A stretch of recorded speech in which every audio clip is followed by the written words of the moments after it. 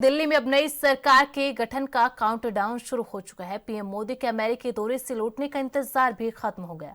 अब जल्द ही मुख्यमंत्री के नाम पर मोहर लग सकती है। सूत्रों के मुताबिक दिल्ली में 19 या 20 फरवरी को शपथ ग्रहण हो सकता है। 17 या 18 फरवरी को बीजेपी विधायक दल की बैठक हो सकती है। बीजेपी के 48 में से 15 विधायकों के नाम छांटे गए हैं। उनमें से 9 नाम शॉर्टलिस्ट किए जाएंगे। इन्हीं में से मुख्यमंत्री, मंत्री और स्पीकर का नाम तय किया जाएगा। बता दें कि रेखा गुप्ता, प्रवेश वर्मा, मोहन सिंह बिष्ट, विजेंद्र गुप्ता, सतीश उपाध्याय, आशीष सूद, शिखा राय और पवन शर्मा का नाम चर्चा में है। हालांकि सिर्फ कयास है। पीएम मोदी और अमित शाह राजस्थान, मध्य प्रदेश की तरह दिल्ली में भी कोई सरप्राइज दे सकते हैं।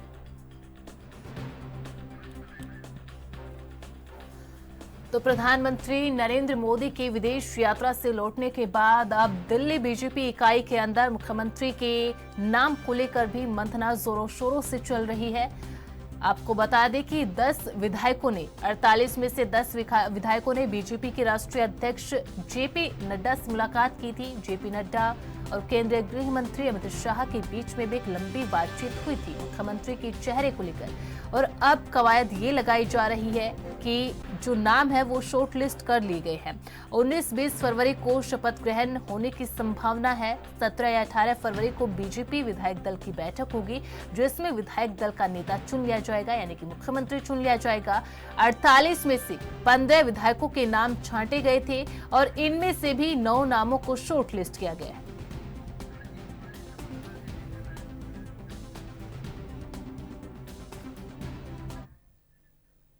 हमारे संवाददाता राजीव तिवारी भी इस खबर पर ज्यादा जानकारी के साथ लाइव जुड़ चुके हैं। राजीव, आप प्रधानमंत्री लौट आए हैं, स्वदेश लौट आए हैं और अब संभावना ये जताई जा रही है कि 17-18 फरवरी को बीजेपी विधायक दल की बैठक होगी। बैठक के अंदर विधायक दल का नेता चुना जाएगा और संभावना ये भी है कि फिर 19 या 20 फरवरी को ही शपथ ग्रहण समारोह हो। देखिए, यहाँ पर बात करें प्रधानमंत्री की, तो प्रधानमंत्री के कल जिस तरीके से लौट के आए हैं और लौटने का लगातार सबको इंतजार होता हुआ नजर आ रहा था, क्योंकि यहाँ पर दिल्ली के नए सीएम की बात करें या फिर मंत्रिमंडल की बात करें, सभी के लिए कहीं ना कहीं बैठकों का दौर जो है वो चलता नजर आ रहा था। और अब प्रधानमंत्री के लौटने के बाद भी अब बैठक जो है वो की जाएंगी। 17 फरवरी और 16 फरवरी की बात करें या 18 फरवरी की बात करें, तो लगातार बैठक जो है वो की जाएंगी। और यहाँ तक कि सीएम चेहरे को लेकर लगातार जो प्रयास लग रहे थे कि किसको सीएम पद जो है वो दिया जाएगा, डिप्टी सीएम का पद किसको दिया जाएगा, मंत्रिमंडल के अंदर किसको जगह कौन सी दी जाएगी, ये प्रयास जो है वो लगते नजर आ रहे थे। मगर अब इस पर विराम लगने का समय आ चुका है और प्रधानमंत्री के लौटने के बाद अब जिस तरीके से आज बैठक की जाएगी और बैठक के माध्यम से ही स्पष्ट हो पाएगा कि दिल्ली के मुख्यमंत्री का चेहरा जो है वो किसको रखा जाएगा। अभी तक जो प्रयास लगाए जा रहे थे वो परवेश वर्मा की तरफ सारे संकेत जाते हुए नजर आ रहे थे, मगर अब प्रधानमंत्री के लौटने के बाद ही स्पष्ट हो पाएगा कि वाकई में ही परवेश वर्मा ही नए सीएम के तौर पर रहेंगे या फिर किसी और नए नाम को चाहे मौका जो है वो दिया जा सकता है। जी राजीव, देखिए अब जब तक ये क्लियर नहीं हो जाता कि मुख्यमंत्री का चेहरा कौन होगा, लगातार कयास भी लगाए जाएंगे, कवायद भी यहाँ पर देखी जाएगी। और आपने प्रवेश वर्मा का नाम लिया, चूंकि एक जाट चेहरा है और जाटों का अब की बार भरपूर समर्थन बीजेपी को मिला है और हरियाणा के अंदर एक नॉन जाट मुख्यमंत्री है, तो ऐसे में हरियाणा को अगर साधने की कोशिश की जाएगी या हरियाणा में किसी तरीके का कोई मैसेज देने का कोशिश की जाएगी, किसानों की लिहाज से अगर बात कर ले तो प्रवेश वर्मा का नाम काफी आगे है। लेकिन पंजाबी सिख वोटर्स ने भी अब की बार भरपूर समर्थन बीजेपी को दिया और पंजाब के अंदर अगर कोई मैसेज देना होगा तो सिख चेहरे को, पंजाबी चेहरे को आगे लाया जाएगा। बिहार में चूंकि इसी साल के आखिर में चुनाव है, तो पूर्वांचली वोटर्स को भी खुश करने के लिए और जो पूर्वांचली समर्थन बीजेपी को मिला है उसके लिहाज से भी एक पूर्वांचली चेहरा काफी अहम हो जाता है। अगर महिला मुख्यमंत्री की चर्चा की जाए, क्योंकि बीजेपी शासित राज्यों में एक भी महिला मुख्यमंत्री नहीं है, डेप्यूटी सीएम है दिया कुमारी राजस्थान के अंदर, लेकिन मुख्यमंत्री नहीं है, तो ऐसे में ये नाम भी काफी महत्वपूर्ण हो जाता है, जिसमें रेखा गुप्ता का नाम सबसे आगे है।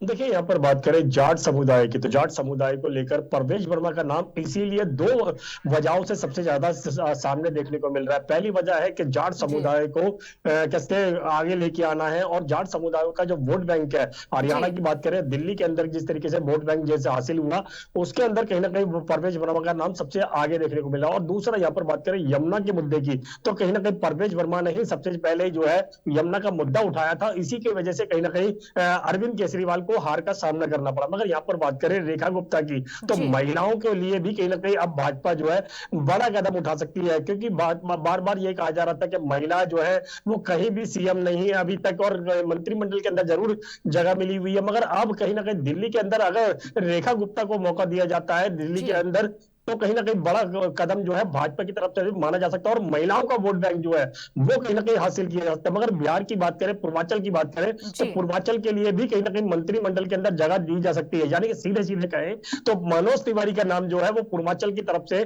जरूर देखने को मिल रहा है। मगर यहाँ पर बात करें पंजाबी चेहरे की, तो पंजाबी चेहरे कहीं कोशिश की जा सकती है, क्योंकि हरियाणा की बात करें तो किसानों को साधने की कोशिश की गई जाट समुदाय के द्वारा, इसीलिए परवेश वर्मा का नाम जो है सबसे आगे देखने को मिला। वहां पंजाब के किसान जो थे उनको लेकर भी बात की जाए तो कहीं ना कहीं पंजाब के जो चेहरा है उसको भी कहीं ना कहीं साधने की कोशिश की जा रही है। मगर लगातार जो जेपी नड्डा के द्वारा या फिर अमित शाह के द्वारा जी। बैठक की गई थी, उसके अंदर भी इन्हीं चीजों को गौर किया जा रहा था कि मंत्रिमंडल में किसको जगह देनी है, किसको सीएम बनाना है, किसको डिप्टी सीएम बनाना है, तो तमाम कोशिशें की जा रही थी। मगर अब प्रधानमंत्री का लौटने का इंतजार भी किया जा रहा था कि नए चेहरा जो है वो सीएम के तौर पर किसका होगा, डिप्टी सीएम के चेहरे पर चेहरा जो है वो किसका होगा। मगर अब प्रधानमंत्री जिस तरीके से भारत आ चुके हैं, और अब कहीं ना कहीं जो बैठकों का दौर जो है वो लास्ट मोमेंट पर आ जाएगा, और लास्ट मोमेंट पर ही प्रधानमंत्री ही कुछ फैसला करते हुए नजर आएंगे कि वाकई में जाट समुदाय के यानी कि परवेश वर्मा को मौका दिया जाएगा सीएम के तौर पर, या फिर पंजाबी चेहरे को कहीं ना कहीं चुना जाएगा, या फिर कहीं महिलाओं को जिस तरीके से साधने की कोशिश की जा रही है रेखा गुप्ता के द्वारा, तो कहीं ना कहीं रेखा गुप्ता को मौका दिया जाता है। मगर देखना होगा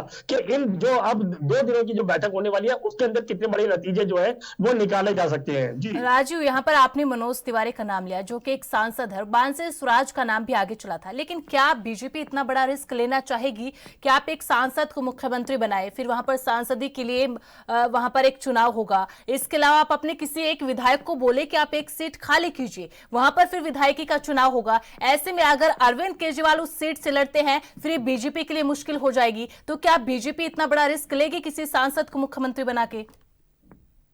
देखिए, यहाँ पर बात करें भाजपा की, तो भाजपा अब किसी सांसद को मौका देगी सीएम चेहरे के लिए, तो ये जरूर देखना होगा। मगर अभी तक जो प्रयास लगाए जा रहे थे, या जी। फिर कहे जो अभी तक आंकड़े निकलते नजर आ रहे थे लगातार दिल्ली विधानसभा चुनाव के अंदर भी, और लगातार ये भी कहा जा रहा था कि भाजपा जो है किसी नए नाम को भी मौका दे सकती है। जी। मगर यहाँ पर बात करें कैसे पूर्वांचल के समुदाय को लेकर, तो मनोज तिवारी का नाम जो है वो कहीं ना कहीं दूसरे नंबर पर परवेश वर्मा के बाद माना जा रहा था। जी। मगर यहाँ पर बात करें बांसुरी स्वराज की, तो बांसुरी स्वराज भी अब सांसद है, तो कहीं ना कहीं उनको भी मौका देने की बात की जा रही थी। और यहाँ तक ये भी कहा जा रहा था बांसुरी स्वराज महिला है, तो महिलाओं का जी। वोट बैंक हासिल करने के लिए इस तरीके की कोशिश की जा रही थी। मगर यहाँ पर बात करें रेखा गुप्ता की, तो रेखा गुप्ता को भी कहीं ना कहीं महिलाओं के तौर पर कहीं ना कहीं सीएम के सीट पर या फिर डिप्टी सीएम के तौर पर कहीं ना कहीं उतारा जा सकता है। मगर भाजपा की अब कौन सी ऐसी रणनीति होगी ताकि आने वाले समय के अंदर जो भी चुनाव होंगे, यानी कि और राज्यों के अंदर, या फिर कहे जो 3 साल बाद दिल्ली के अंदर निगम के चुनाव भी होने वाले हैं, तो कहीं ना कहीं उन चेहरों को ऐसे मौके पर उतारा जाएगा जिससे कहीं ना कहीं भाजपा को